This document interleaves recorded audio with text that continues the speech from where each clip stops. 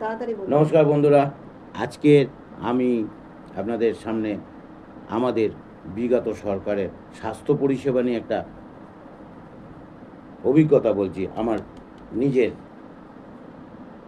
সঙ্গে ঘটেছে ঘটনাটা। আমি কোনোদিন রাজনৈতিক তরজা নিয়ে কোনোদিন আলোচনা করিনি, কিন্তু আজ বলছি, কারণ সত্যি কথা বলতে আজকে মানে মনে হলো যেন যে আমি বলতে পারবো, আমার বাক স্বাধীনতা হয়তো ফিরেছে। তো যাই হোক, তো সেই কারণে বলছি আজকে আমার বিগত মাস দুয়েক আগে আমার এক আত্মীয়র পড়ে গিয়ে হাতটা ভেঙে গেছিলো।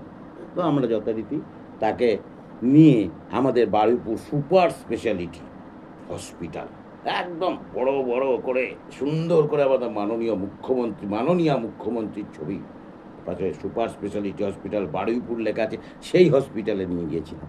সেই সুপার স্পেশালিটি হসপিটালে নিয়ে যাওয়ার পর ডাক্তাররা যথারীতি বললো ওনার হাত ভেঙে গেছে। ভালো কথা, হাত ভেঙে গেছে, কী করতে হবে? প্লাস্টার করতে হবে, আপনি ইমিডিয়েট একটা ডিজিটাল এক্সরে করিয়ে নিন। ভালো কথা, আমি নিয়ে গেলাম ডিজিটাল এক্সরে করাতে। ডিজিটাল এক্সরে করিয়ে নিয়ে এসে ডাক্তারের কাছে নিয়ে এলাম। ডাক্তার দেখে বললো প্লাস্টার করাতে হবে, এখানে হবে না, চিত্তরঞ্জন নিয়ে চলে যান। আমি সে কি সুপার স্পেশালিটি হসপিটাল থেকে আবার চিত্তরঞ্জনে নিয়ে যাবো? সেখানে তো বোধহয় সুপার স্পেশালিটি লেখা নেই। যাই হোক, আমাকে সুপার স্পেশালিটি হসপিটাল থেকে চিত্তরঞ্জন নিয়ে যেতে হবে। ভালো কথা, সুপার স্পেশালিটি হসপিটালে এক্সরে করালাম, করিয়ে নিয়ে আমি চলে গেলাম যথারীতি চিত্তরঞ্জন হসপিটাল। চিত্তরঞ্জন হসপিটালে 45 মিনিট জার্নি করে আমার বারুইপুরের সুপার স্পেশালিটি। আমার খুব কষ্ট হচ্ছিলো, বারুইপুর সুপার স্পেশালিটিকে ছেড়ে আমি বললাম চিত্তরঞ্জনে যাবো। হায় হায়, আমার কী সুন্দর সুপার স্পেশালিটি, তার কোনো স্পেশালিটিই নেই। যাই হোক, আমি যথারীতি গেলাম, গিয়ে ডাক্তারকে দেখালাম। ডাক্তার দেখে বললো হ্যাঁ ঠিক আছে। এক্সরে করিয়েছেন? বললাম হ্যাঁ। এক্সরে প্লেটটা যেই তার হাতে দিয়েছি, সে তো তেলে বেগুনে জ্বলে গেলেন। এই এক্সরে কোত্থেকে করিয়েছেন? আমি হসপিটাল থেকে করে দিয়েছে। ফেলে দিল, দিয়ে বললো আবার করান, এটা কোনো এক্সরে হয়নি, কিচ্ছু বোঝা যাচ্ছে না এটা। হায় রে আমার সুপার স্পেশালিটি হসপিটাল মাননীয়া, আপনি কি সুপার স্পেশালিটি হসপিটাল বানিয়েছেন যেখানে কোনো চিকিৎসা নিয়ে একটা এক্সরে করছে, সেটা আপনারই আর একটা স্বাস্থ্য কেন্দ্রে ফেলে দিচ্ছে।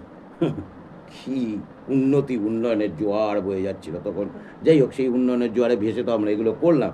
করার পর কী হলো, আমি যথারীতি এক্সরে করালাম। সেখানে 45 মিনিট একটা ভাঙা হাড় নিয়ে একটা পেশেন্ট বসে আছে, যন্ত্রণায় ছটকাচ্ছে। আমি 45 মিনিট পরে সেখানে এক্সরে করিয়েছে, আবার সেখানে প্লাস্টার করাতে এসে সবচেয়ে ভালো আর একটা জিনিস জানতে পারলাম, সেখানে একজন সিকিউরিটি গার্ড আছে।